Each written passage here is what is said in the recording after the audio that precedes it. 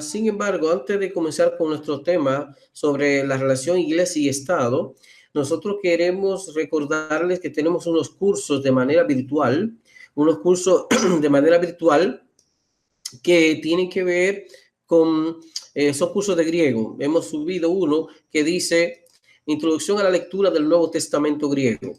Introducción a la lectura del Nuevo Testamento griego, que es un curso no de gramática, sino un curso destinado a todas las personas que pueden comenzar de cero a conocer lo que es el alfabeto griego y todos los elementos necesarios para poder leer el Nuevo Testamento y poder tener la forma de utilizar fuentes de consulta, léxicos, diccionarios, enciclopedias, etcétera. También este curso tiene la virtud de que incluye la pronunciación del griego moderno, la llamada pronunciación reucliniana, como también la pronunciación erasmiana, que es la tradicional y la que más se usa, incluso enseñando el griego no bíblico, la pronunciación erasmiana. Por otro lado, hemos subido también lo que se llama ya un curso de gramática, que es el curso de introducción a la segunda declinación. Ya este sí es un curso donde nos adentramos propiamente a la gramática griega y tratamos el tema de la morfología de los sustantivos de la segunda declinación, es decir, los de género masculino, de género neutro y femenino de la segunda declinación.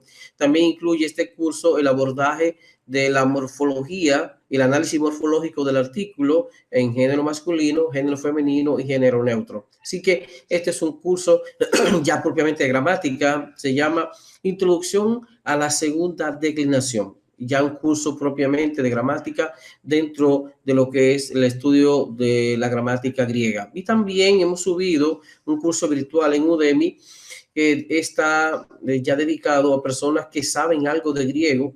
Es un curso de especialización y tiene que ver, se llama la idea de agencia y de medios en el Nuevo Testamento griego, la gramática griega, y esto implica que las personas deben saber ya griego, porque en este curso nos adentramos de manera directa a algunos análisis morfosintácticos que demandan que la persona ya sepa griego y tenga algunas nociones de lo que es el análisis morfológico, el análisis morfosintáctico, en otras palabras, el análisis gramatical, ya sea de formas verbales como también de formas nominales, es decir, sustantivos, adjetivos, pronombres, etcétera.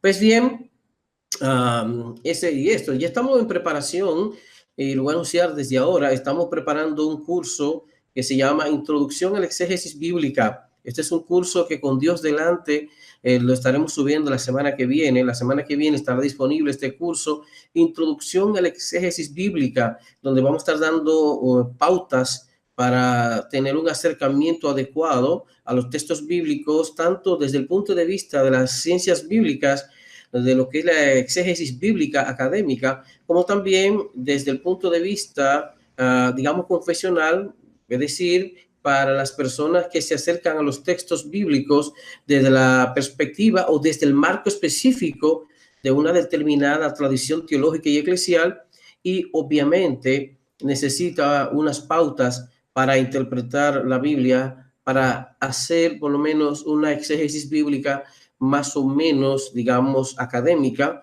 puesto que las personas que no conocen los idiomas bíblicos no pueden hacer exégesis bíblica en el sentido técnico del término.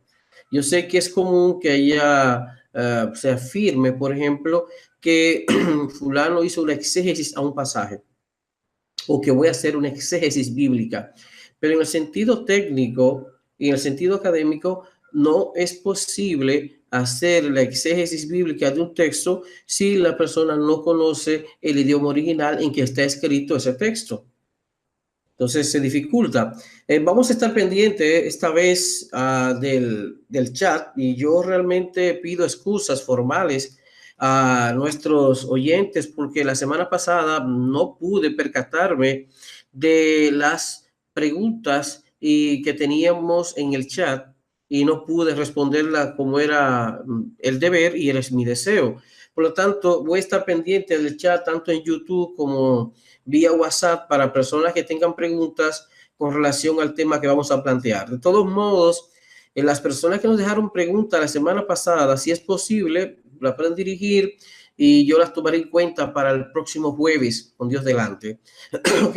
Repito, vamos a estar pendiente de lo que es el chat, tanto en YouTube como en WhatsApp, para si surge alguna inquietud, responderla de manera oportuna y valorar la inquietud de las personas que nos honran con su sintonía. Pues bien, el tema Iglesia y Estado. Este es un tema, y quiero, antes de abordarlo de manera directa, quiero decir que yo he tenido el privilegio que, además de ser biblista y tener muchos años ya siendo exégeta y teólogo bíblico, también me he movido y he ejercido por años lo que es la disertación en términos radiales, como también en programas de televisión, como productor y conductor de programas de radio y de televisión, tocando temas propiamente de análisis político y social. Por eso yo siempre, tanto en lo que tiene que ver con mis trabajos escritos, como cuando hago radio o televisión, tengo un campo que manejo y que me gusta tratar, que es el tema del análisis sociopolítico, el análisis socioreligioso o el análisis socioteológico, puesto que la Iglesia tiene presencia en un contexto social determinado, dentro de un marco jurídico determinado, y es importante comprender qué relación se supone que es ideal, cuál relación debe existir entre una iglesia o las iglesias en sentido plural y el Estado. En ese sentido, yo quiero compartir como punto de partida un trabajo que yo publiqué el año pasado en un periódico de circulación nacional, donde yo trataba el tema de la fe cristiana y su interacción con el poder político o el llamado poder temporal. Y quiero comenzar con este punto y luego abordar otros aspectos de este tema. Y obviamente comenzamos diciendo que la figura histórica de Jesús de Nazaret, ¿verdad?, es asesinada por el Imperio Romano, presumiblemente en el año 30 de nuestra era. Y aunque por supuesto, y por un lado, el Nuevo Testamento se encarga de exculpar a Roma y culpar al pueblo judío, y ahí viene obviamente un antisemitismo declarado en el Nuevo Testamento. Por otro lado, también habrá de interpretar la muerte de Jesús como un sacrificio vicario o sustitutivo, como decíamos la semana pasada, en la teología paulina, más cercana a una interpretación griega que a una interpretación propiamente judía. Entonces, apelando a la teología y la narrativa de los sacrificios del sistema sacerdotal hebreo, aunque, repito, alejándose un poco de la perspectiva hebrea, la teología cristiana llega a considerar a Jesús como el Mesías que muere de una manera vicaria en lugar de otros, el justo por los injustos. Y otra vez, insisto, el Nuevo Testamento busca inteligentemente y sutilmente exculpar a los romanos, pero culpa a los judíos. Además, en ese mismo imperio, en el contexto del Imperio Romano, que es el principal, único sospechoso y acusado de la muerte también de Pedro y Pablo entre los años 64 y 67 en tiempo de Nerón, pero es también con el amparo y con el sello del Imperio Romano cuando el pensamiento cristiano desarrolla una cristología y algunos presupuestos teológicos que van más allá de lo que desarrolló propiamente el Nuevo Testamento, ¿verdad? Entonces, es interesante ver cómo el Imperio Romano, si bien da muerte a Jesús, luego en el desarrollo histórico tiene un papel importantísimo en la entronización de la religión cristiana en el imperio. Entonces resulta que el emperador Galerio emite un edicto de tolerancia en el año 30 de abril del año 311, aunque generalmente no se hace mucha referencia a este tipo de edicto, se menciona más el de Constantino y Licinio en el año 313, llamado Edicto de Tolerancia. Pero repito, ya había habido en el año 311 un edicto de tolerancia de que la fe cristiana se podía tolerar y practicar, no de que declaraba una religión oficial, sino una religión que se podía practicar entre las demás. Eso fue en el año 311. Repito, por lo general se hace más énfasis al edicto de Constantino, que en realidad no solamente fue de Constantino, fue de Constantino y Licinio, que fueron los que emitieron ese edicto de tolerancia en febrero del año 313. Pero finalmente un emperador romano, el emperador Teodosio, hará al cristianismo religión oficial del Imperio Romano con el edicto de Tesalónica del 28 de febrero del año 380. En ese sentido, hay que aclarar que no es como popularmente se cree, que con el edicto de tolerancia del año 313 de Constantino y Licinio, el cristianismo se convirtió en religión del Estado. No, no es cierto. Históricamente, es más, antes del el edicto de tolerancia de Constantino y Licinio, ya había habido uno de Galerio en el año 311. Es finalmente con el edicto de Tesalónica, dado por el emperador Teodosio, del 28 de febrero del año 380, cuando se hace al cristianismo religión del imperio. Ya entonces comenzamos a ver que comenzamos a ver una situación distinta, una religión, unas comunidades religiosas muy distintas a las comunidades que estuvieron, digamos, caminando con Jesús y que le estuvieron siguiendo. Ya ahora el cristianismo se entroniza en el Imperio Romano y resulta, y viene a ser, que al margen de las pretensiones del cristianismo católico, respecto de la figura de Pedro, que respetamos que el catolicismo asuma a Pedro como su primer pontífice, no vamos a discutir eso, pero entendemos que históricamente no es válido, pero si teológicamente el catolicismo le parece conveniente y válido, no tengo ningún problema con eso. Pero al margen de la postura que el catolicismo le da a Pedro, hay que decir que ciertamente el pontificado como tal es muy posterior a Pedro, es muy posterior al siglo I. Es más, uno tiene que entender que el papado como tal no parece poder explicarse sino a la luz del vacío temporal que hubo en Occidente, es decir, en Roma, con la desaparición del Imperio Romano en el año 476 después de Cristo. Es decir, ya había habido una separación entre Imperio Romano de Oriente e Imperio Romano de Occidente, y esa división en cuanto al poder temporal y del imperio marcó luego la separación y división de la iglesia cristiana en una iglesia oriental, representada básicamente por la iglesia ortodoxa griega, y la iglesia occidental teniendo como eje central a Roma. Entonces, como lo demuestra lo ocurrido en Oriente, donde el imperio bizantino, por un tiempo llamado Imperio Romano de Oriente, se extendió hasta el siglo XV, es decir, hasta el 1453, no parece que sin el vacío político del poder temporal que hubo en Occidente, podría el obispo de Roma haber alcanzado la dimensión que tuvo y explotado el poder temporal como en efecto lo hizo. En este lado, en Occidente, ante el vacío político que hubo desde el 476, entonces el obispo de Roma se desarrolla, emerge como líder absoluto de la iglesia y también con la pretensión de ser al menos en algunos momentos líder del poder político, líder del poder temporal también. Ahora, pienso que no podemos obviar, obviamente, que la previa división del Imperio Romano, Imperio Romano de Occidente, Imperio Romano de Oriente, determinó, como ya dije, la posterior e histórica división de la fe cristiana en Iglesia Ortodoxa griega, cristianismo oriental, y Iglesia Católica Romana, cristianismo occidental.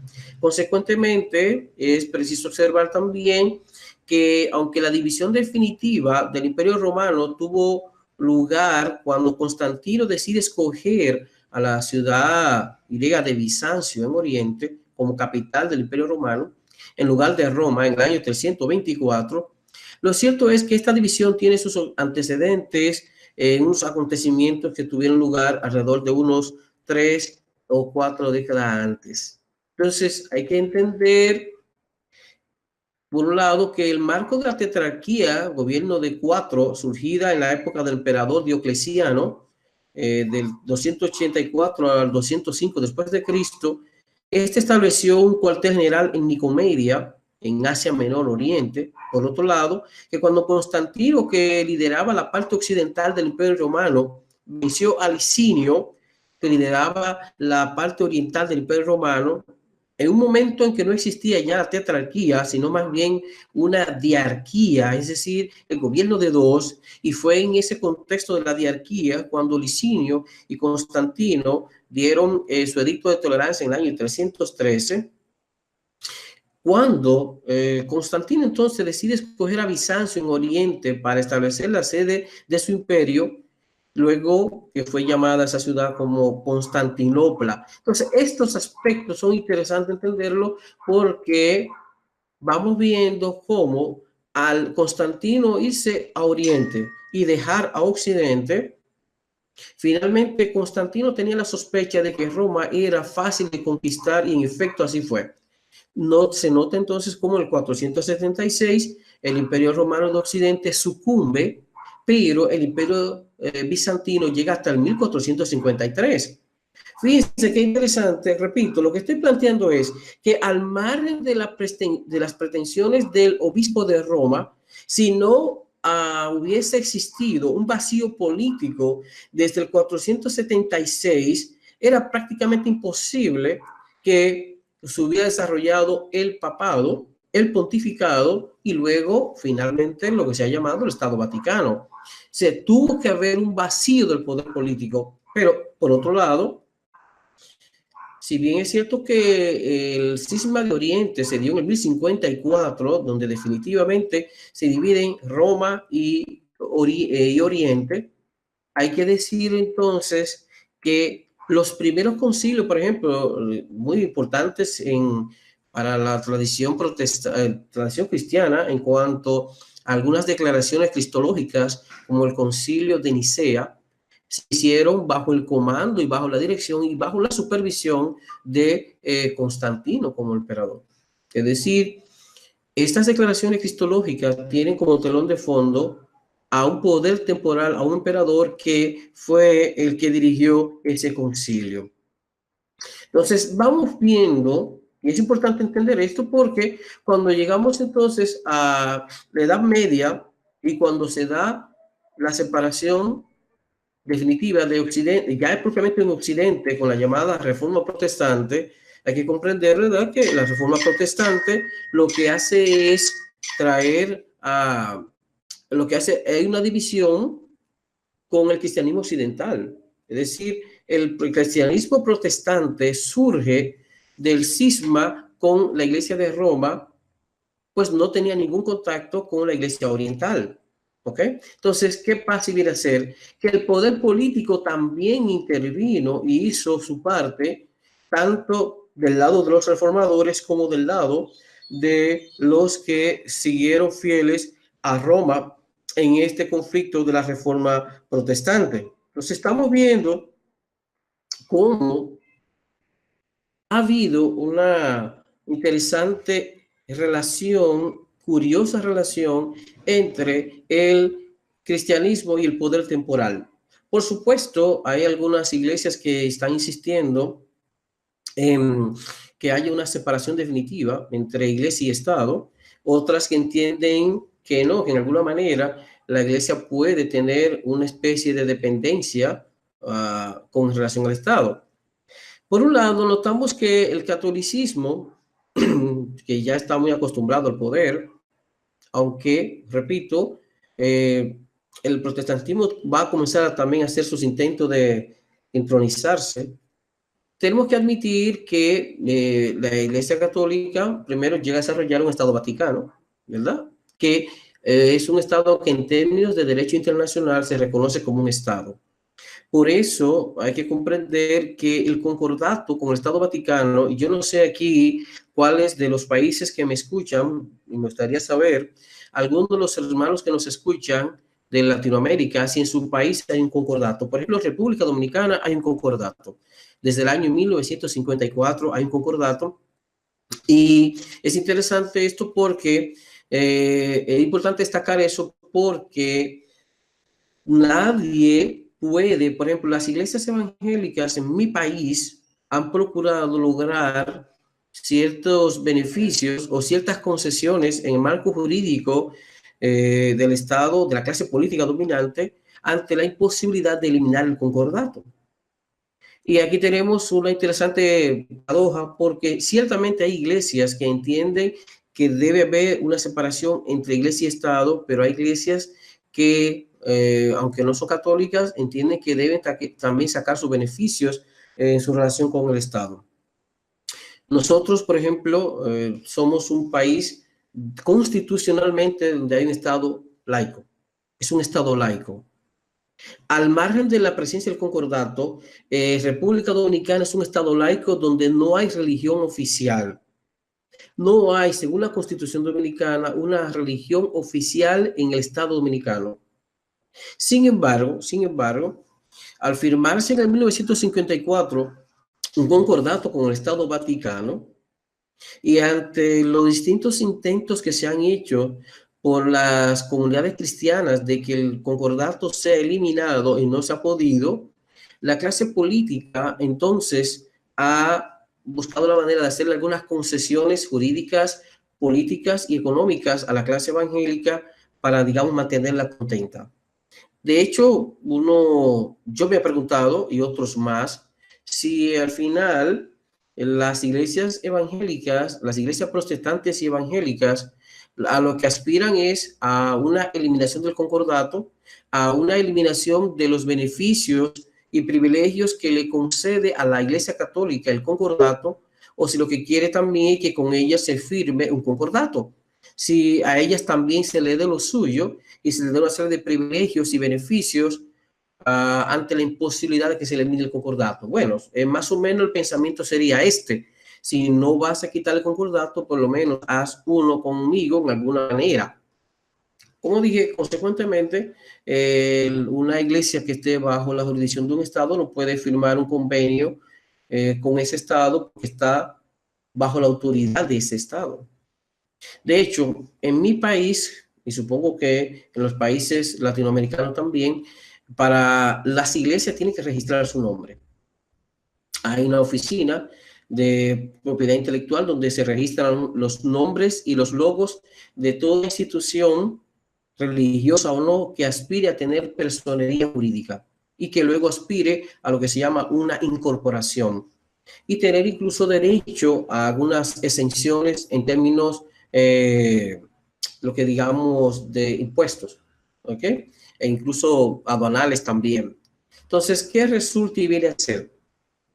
Que ha habido una discusión muy fuerte en nuestro país porque República Dominicana tiene una comunidad evangélica, digamos, muy pujante, pero todavía con un gran problema que quizás sea el de las iglesias evangélicas en toda Latinoamérica. Y es que las iglesias evangélicas han ido aumentando en número, ciertamente, aunque no propiamente en términos de unidad. Es decir, las iglesias evangélicas no representan en República Dominicana un todo unificado, sino que tenemos, por ejemplo, hay un fenómeno que se llama las instituciones representativas de la comunidad evangélica, que en República Dominicana ascienden a 5, entre otras más que existen, pero las que trascienden más son 5. Sí, el pueblo evangélico en República Dominicana ha ido creciendo en número, pero no crece en incidencia política y social. Y en tal sentido, uno se pregunta si la comunidad protestante y evangélica, en este caso de la República Dominicana, en el caso de su país también, no logra tener incidencia política, no logra tener incidencia social. Por ejemplo, se plantea que tanto en Latinoamérica como en República Dominicana, el catolicismo como tal ha ido disminuyendo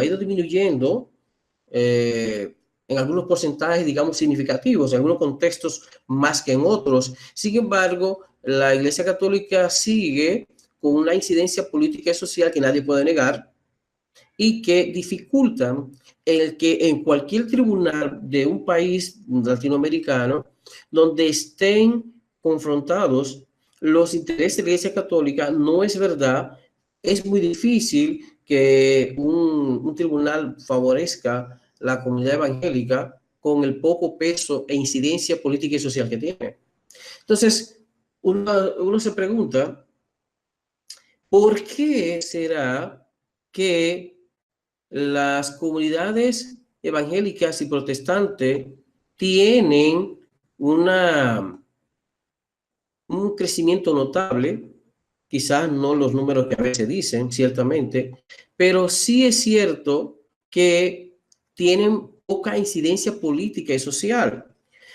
Y una respuesta hipotética que yo planteo en base a mis estudios es que en República Dominicana la comunidad evangélica tiene, digamos, ya nos tiene acostumbrados a levantar su voz para hablar de los temas y problemas que le interesan a ella específicamente.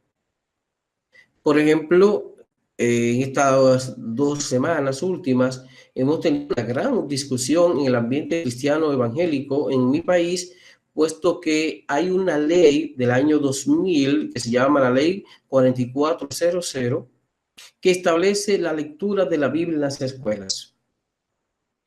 Una diputada quiso mover, digamos, tener una iniciativa legislativa para que saliera del Congreso, o por lo menos de la Cámara de Diputados, una resolución tratando de obligar al Ministerio de Educación a aplicar esa ley de la lectura bíblica en las escuelas.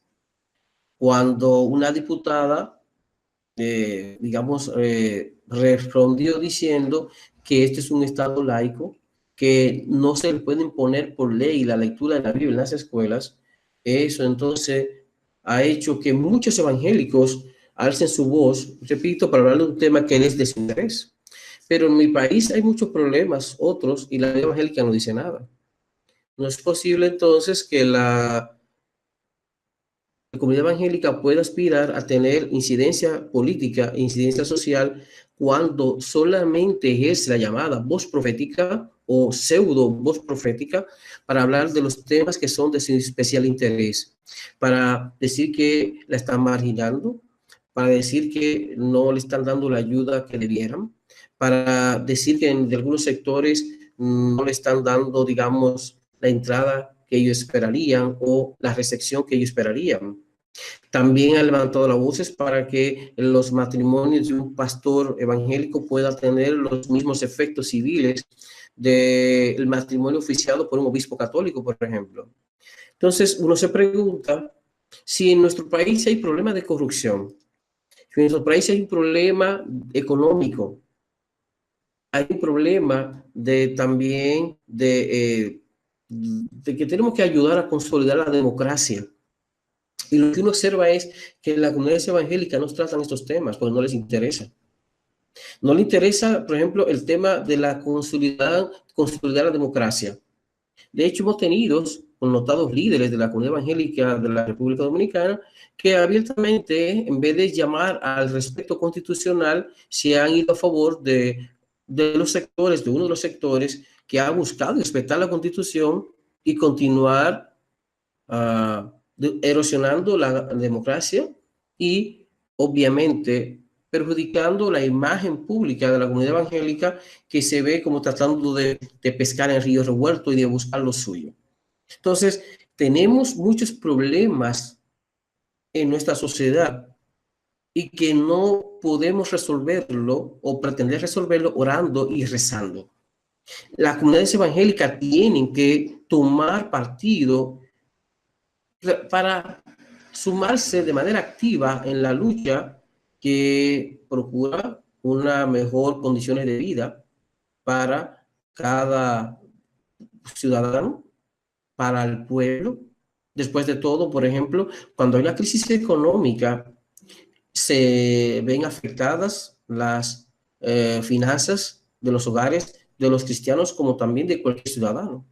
De hecho, se supone que las finanzas también de las iglesias locales se ven afectadas porque cuando una iglesia tiene que un 40 o 60% de sus feligreses están desempleados o viven del día a día, es obvio que las finanzas de las iglesias locales se ven afectadas, pero por sentido humano. Nosotros tenemos que comprometernos con el establecimiento de unas condiciones favorables, con unas mejores condiciones de vida para nuestros pueblos y obviamente pensar también en unas mejores condiciones de vida a las generaciones que vienen. Y eso no podemos hacerlo nada más orando y rezando. Nosotros tenemos que asumarnos al, a la lucha que busca una mejor condición de vida para nuestros pueblos. En ese sentido, no es posible. Mire, yo vivo en República Dominicana, conozco bien el comportamiento social de la comunidad evangélica en la República Dominicana. Nosotros tenemos demasiados problemas. Y si las voces que se han levantado para tratar de imponer el tema de la lectura de la Biblia en las escuelas, que lo voy a mencionar con más detalle en un momento, si la iglesia y las comunidades evangélicas alzaran la voz para hablar de ciertos temas que le atañen más al pueblo como tal y no a ellos como iglesia, la imagen pública, en la incidencia social y política, y no estoy hablando de que quieran puestos y beneficios, sino de que tendrían un respeto social, de que incluso cuando se le intente marginar, la sociedad misma podrá dar su voz para defender a la comunidad evangélica. Pero ¿cómo la va a defender si la comunidad evangélica solamente alza su voz para hablar de lo que a ella le interesa? Quiero tomar un momento ahora para responder a una pregunta del chat de nuestro hermano René Vanegas de El Salvador. Él pregunta, estimado profesor, y saludo muy especial para nuestro hermano René Vanegas, dice él, ¿cuál sería la posición adecuada de la iglesia evangélica en cuanto al rol ético y político? Bueno, en primer lugar, lo que yo entiendo es que la iglesia debe definir bien una determinada iglesia, congregación. Lo primero que debe definir es si está de acuerdo con la separación entre iglesia y Estado. Es lo primero. Si responde de manera positiva y radical que debe haber una separación definitiva entre iglesia y Estado, no es posible luego que esa misma denominación, que esa misma congregación quiera buscar la manera de enquistarse en el poder o de tratar de conquistar o de que se le establezca una serie de normativas jurídicas que le concedan algunos privilegios especiales a ella.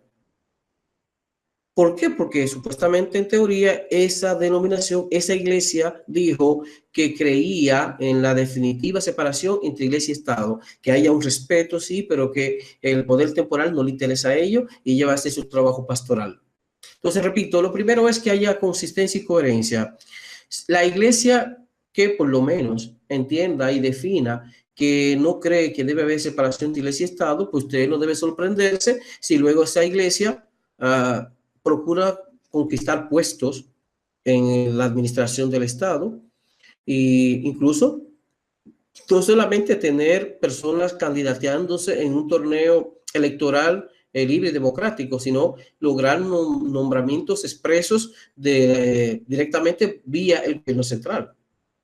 Entonces, si la iglesia cree que debe haber separación de iglesia y Estado, que es lo que yo creo, en lo personal yo defiendo que debe haber un Estado laico, es decir, un Estado donde, en primer lugar, se respete la libertad de creencia, conciencia y de cultos, que eso está bien establecido, por lo menos en la Constitución Dominicana, el artículo 45, deja ver bien claro que en República Dominicana el Estado garantiza la libertad de creencia, la libertad de conciencia y libertad de cultos. Eso significa que el único culto, no hay un culto único, o que el culto evangélico es el único aceptado. No. El mismo derecho que tiene una persona evangélica de ir a un templo evangélico a adorar a Dios y a rendirle culto, es el mismo derecho que tiene un testigo de Jehová a ir a un salón del reino. Es el mismo que tiene uno de la iglesia de los mormones, es el mismo que tiene un hermano de la iglesia adventista, es el mismo que tiene un católico para ir a una parroquia, es el mismo que tiene un judío para ir a una sinagoga. En fin, la libertad de conciencia y de cultos está garantizada en el Estado Dominicano a nivel constitucional. Nadie puede ser discriminado, ni detenido, ni privarse de su libertad por asuntos religiosos o por tener una creencia distinta a la evangélica. Por supuesto, los evangélicos creen que la única religión válida es la de ellos, y aunque podemos respetar esa idea, en términos sociales no es así. De hecho, la categoría de ser evangélico, ser protestante, son categorías que a nivel antropológico, a nivel jurídico, a nivel social, no son privilegios, no son privilegiados, o sea, no representan categorías privilegiadas. Para la Constitución Dominicana, como supongo que para la mayoría de las constituciones democráticas, si bien no se puede discriminar a una persona por la religión que confiese, no importa la que sea, en el marco de la ley, por otro lado, tampoco es una categoría jurídica privilegiada el ser protestante o evangélico. Ser protestante y evangélico no te hace mejor ciudadano que ciudadano que no cree en Dios o que cree una religión distinta a la tuya. Entonces, por otro lado, en el Estado laico, creemos entonces en que el Estado debe garantizar, por un lado, las más diversas expresiones religiosas en el marco de la ley.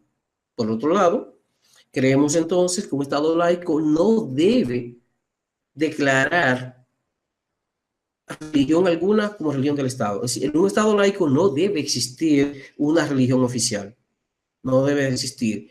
Debe más bien garantizarse la libertad de culto, la libertad de culto, de conciencia, pero no puede imponer una ley, por ley, una determinada religión y por ley entonces favorecer a una expresión religiosa en detrimento de las demás.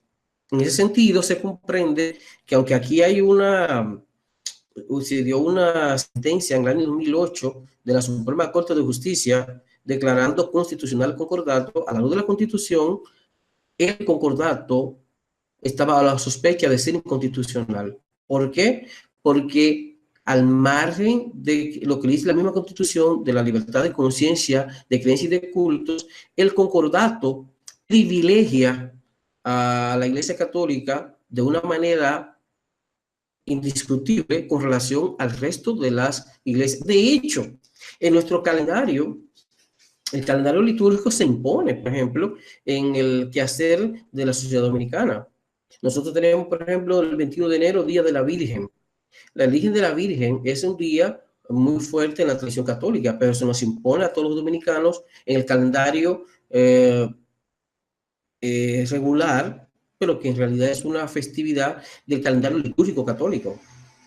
Pero fíjense, y esto es importante, mientras que la comunidad de fe tiende a cuestionar que el 21 de enero sea día festivo y que se nos imponga a todos los dominicanos y dominicanas, siendo una festividad propia del calendario litúrgico católico.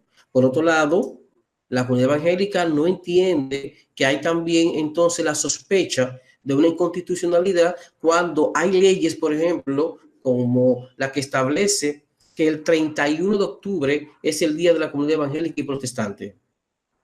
Bueno, si la población dominicana no es toda protestante evangélica y no existe una religión oficial en el Estado Dominicano, ¿por qué entonces imponerle a toda la sociedad un día nacional de la comunidad evangélica y protestante? ¿Por qué?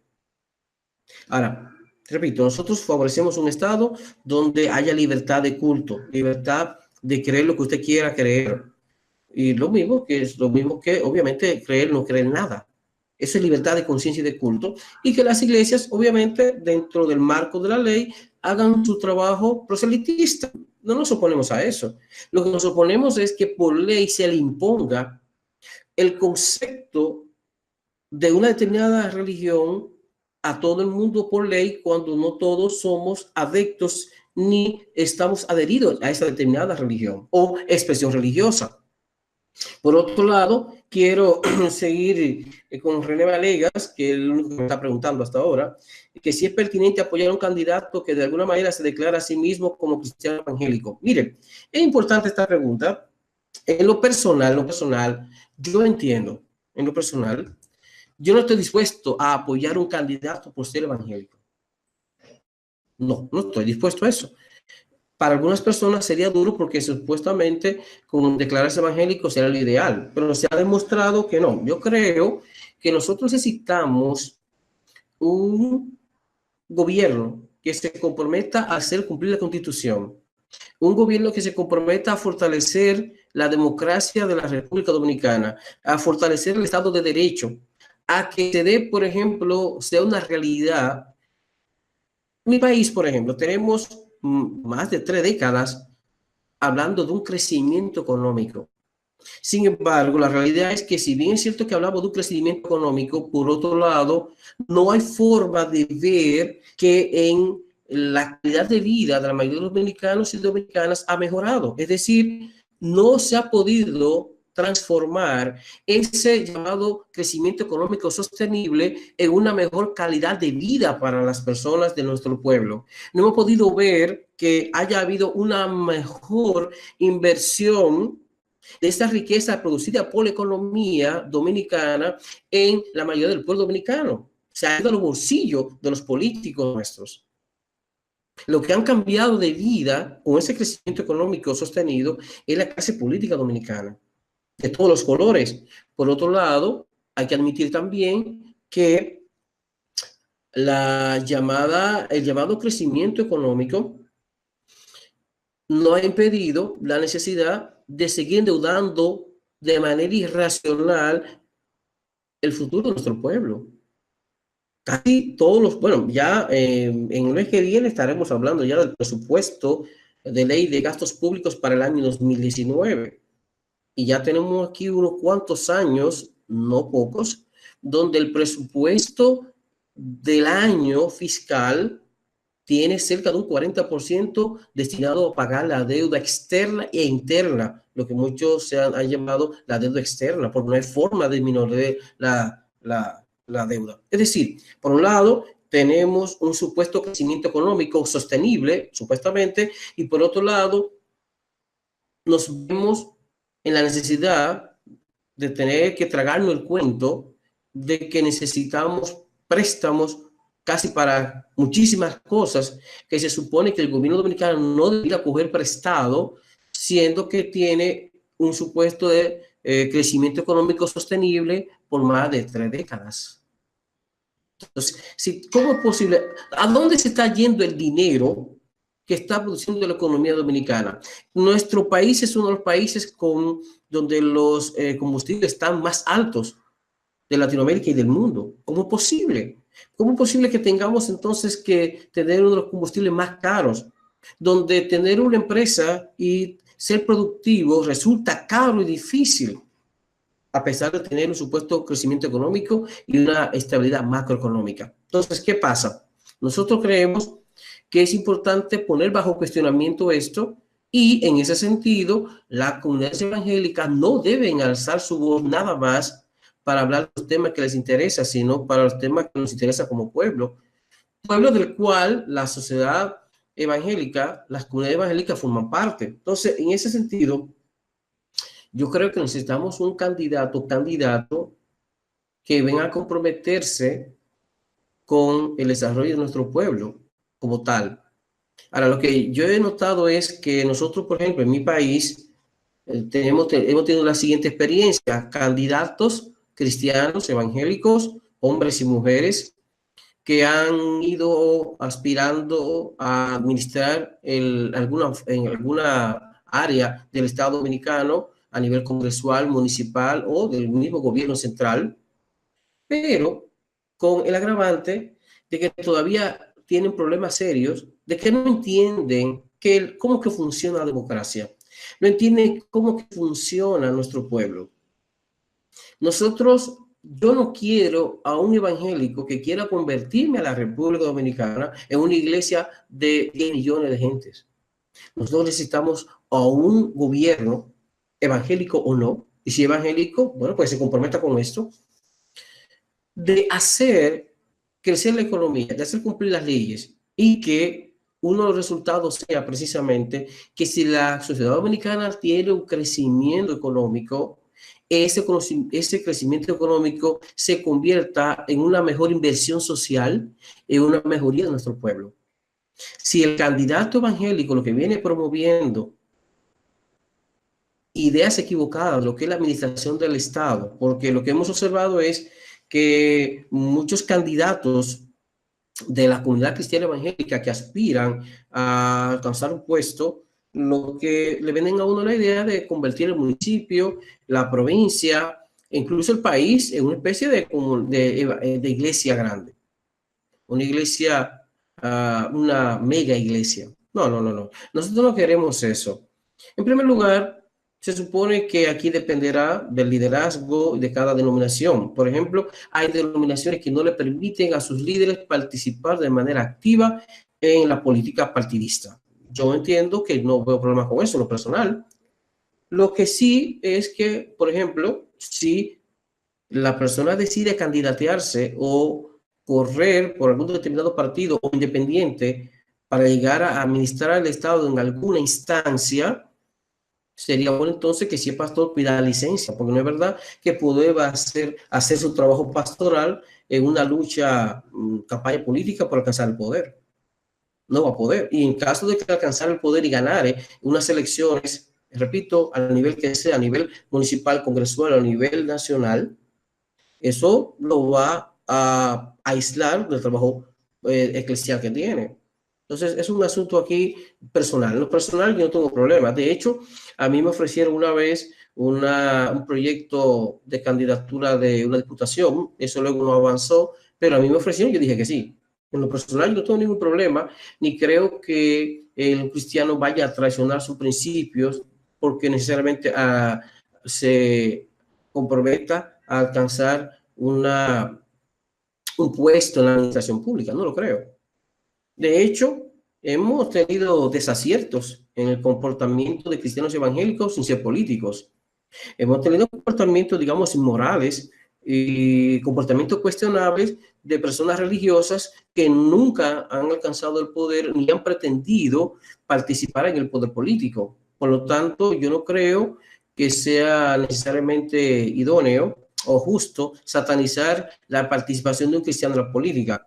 Lo que yo creo es que debe hacer política diferente.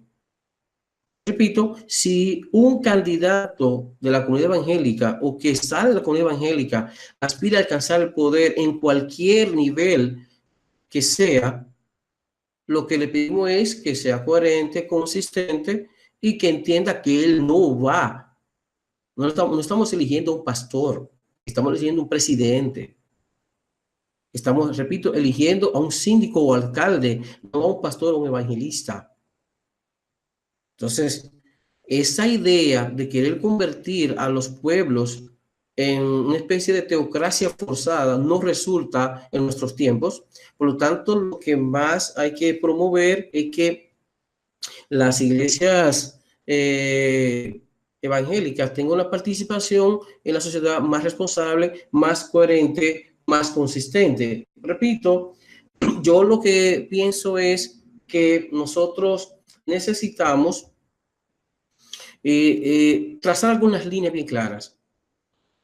Necesitamos en esta relación iglesia y Estado que la iglesia entienda su papel, pero una iglesia que quiera hacer su trabajo de voz profética no debe, obviamente, entonces asociarse y hacer un validaje con determinados sectores de la clase política porque eso lo va a invalidar.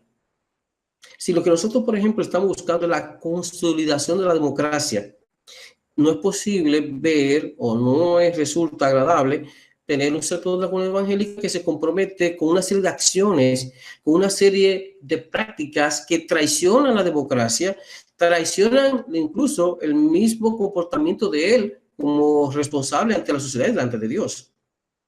Entonces, nosotros pensamos que es importante que también se entienda algo que los evangélicos realmente no entendemos, que no es posible que en la sociedad se establezca como delito lo que las iglesias entienden que es pecado. Y eso es muy importante. Ese uno observa el discurso de las comunidades evangélicas, de los líderes evangélicos, y uno ve que están muy perdidos. Si las comunidades evangélicas tienen que entender que en su comportamiento social en la sociedad deben guiarse por Mateo 7:12. Es decir, no pueden las comunidades evangélicas reclamar que se respeten sus derechos, su libertad de conciencia y de culto, pero queriendo limitar y controlar la conciencia y la creencia de los demás. La libertad de culto no significa que el evangélico crea lo que él quiera creer y el resto no pueda creer lo que incluso es una creencia contraria a la fe cristiana. No, la libertad de conciencia, de creencia y de cultos implica que el cristiano evangélico tiene el derecho a creer lo que quiera creer en el marco de su fe, de su teología, de su tradición teológica, sin dejar de entender que el ser evangélico, el ser protestante, no es una categoría jurídica y social ni antropológica privilegiada en el marco de la ley. Y que realmente la libertad de conciencia y de culto implica que una persona tiene el derecho, absolutamente el derecho de creer totalmente lo contrario a lo que creen los evangélicos. Y de hecho, vivir una vida en libertad y en una democracia totalmente al margen de lo que piensan los evangélicos. Por eso, aunque en nuestra República Dominicana tenemos un concordato, repito, bajo la sospecha de ser inconstitucional, y aunque existe una serie de leyes que le dan, como por ejemplo la ley 4400, que obliga a enseñar la Biblia en las escuelas, por lo menos en el nivel básico y el nivel medio, en todo el nivel básico inicial y el nivel medio que sea el bachillerato, nosotros no estamos de acuerdo con esa ley. ¿Por qué? Bueno, porque a nadie se le puede imponer por ley enseñar la Biblia en esa escuela. Como tampoco, imagínense si de momento hubiera una ley que quiera que se enseñe el Corán por ley en la Biblia. No se puede. No se puede un Estado laico, que es el Estado dominicano, obligar o imponerle un determinado libro sagrado o religioso de una determinada religión. No podemos aceptar la imposición de la Biblia en las escuelas, como tampoco la del Corán. Obviamente, cada quien en su casa y las iglesias tienen toda la libertad para enseñar la Biblia de cabo a rabo, como decimos aquí, desde que se levantan hasta que se acuestan. Eso nadie está poniendo en discusión. Hay derecho a creer lo que usted quiera creer. Ahora, lo que no hay derecho a imponerle a la sociedad que no es cristiana y que no sabe que no hay religión oficial, un libro sagrado por ley al resto de la población. Entonces, nosotros entendemos que es importante que los evangélicos entiendan que tienen mucho que hacer. Por ejemplo, en mi país es grande el número de personas profesionales de las distintas profesiones, todas. Tenemos abogados, profesores, es decir, pedagogos y pedagogas, ingenieros, tenemos doctores en medicina, odontólogos y odontólogas evangélicas.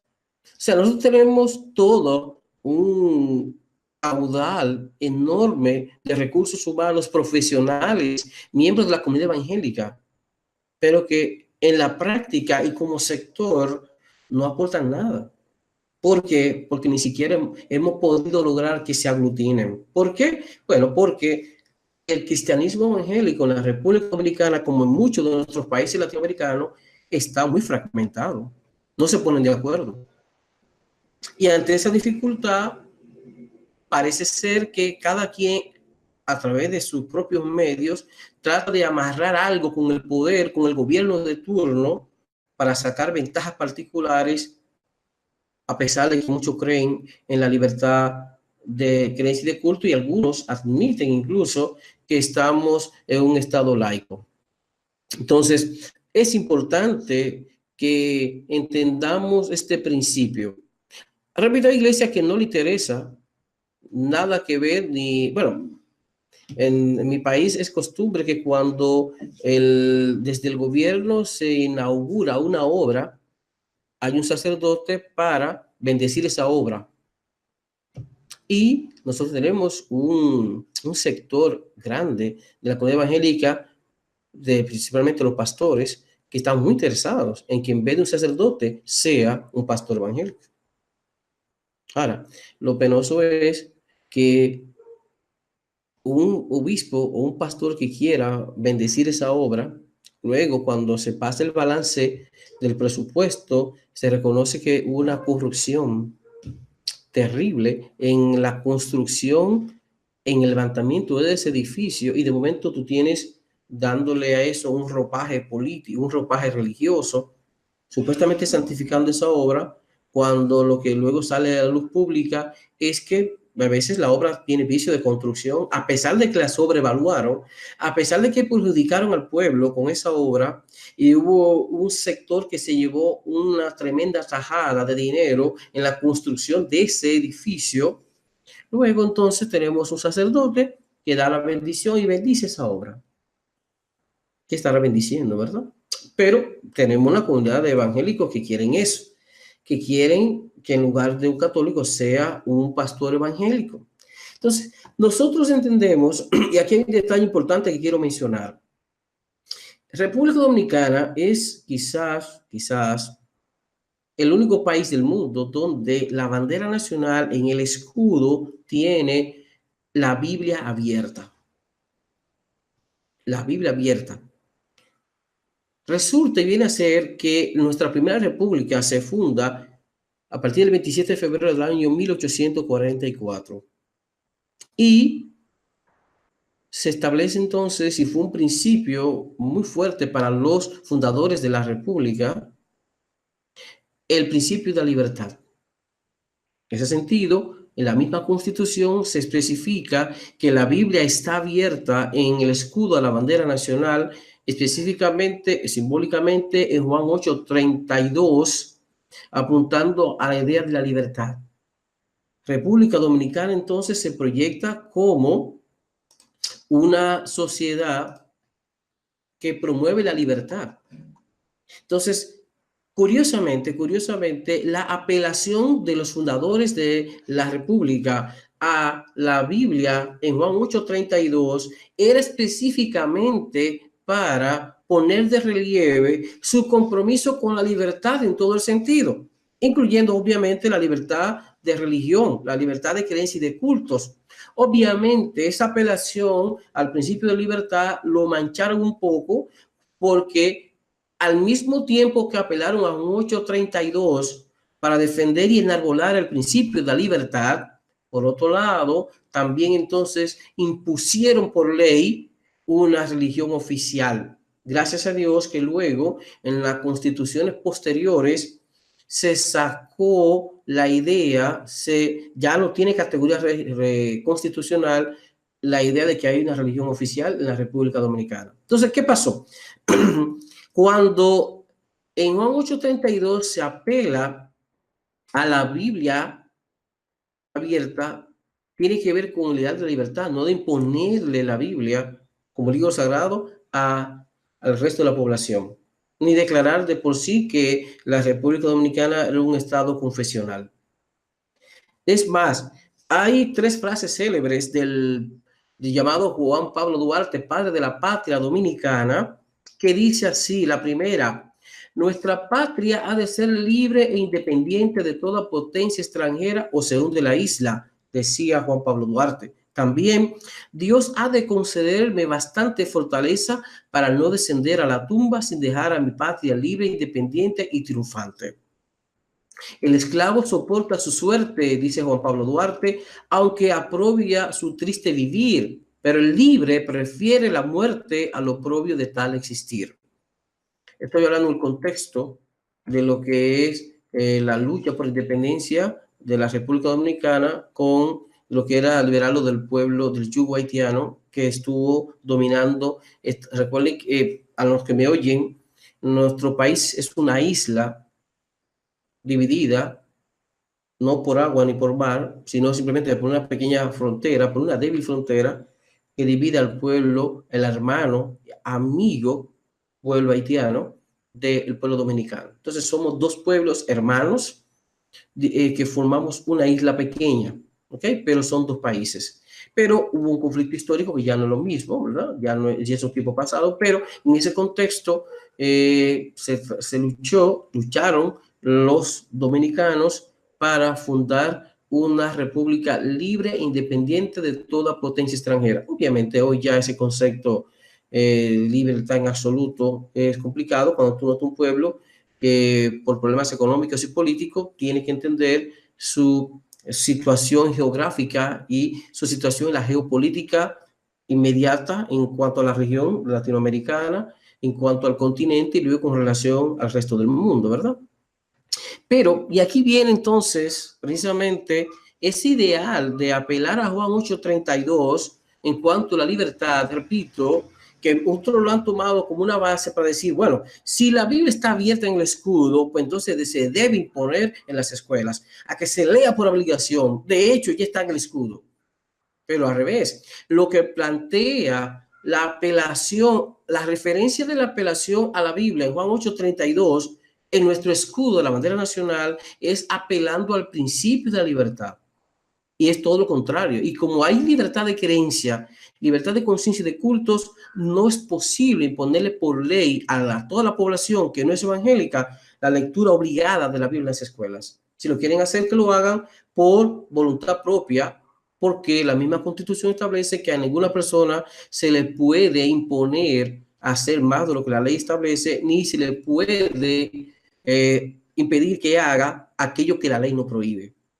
Entonces, nuestro himno nacional, precisamente haciéndose énfasis que hicieron los fundadores de la patria, apelando a Juan 8:32, dice así las últimas 4 estrofas del himno nacional dominicano. Compatriotas, mostremos erguida nuestra frente orgullosos hoy, de hoy más, que Quisqueya será destruida, pero sierva de nuevo jamás, que es santuario de amor cada pecho, de la patria se siente vivir, y su escudo invencible el derecho, y es su lema ser libre o morir. Libertad que aún se yergue serena, la victoria en su carro triunfal, y el clarín de la guerra aún resuena, pregonando su gloria inmortal. Libertad, que los ecos se agiten, mientras llenos de noble ansiedad, nuestros campos de gloria repiten, libertad, libertad, libertad.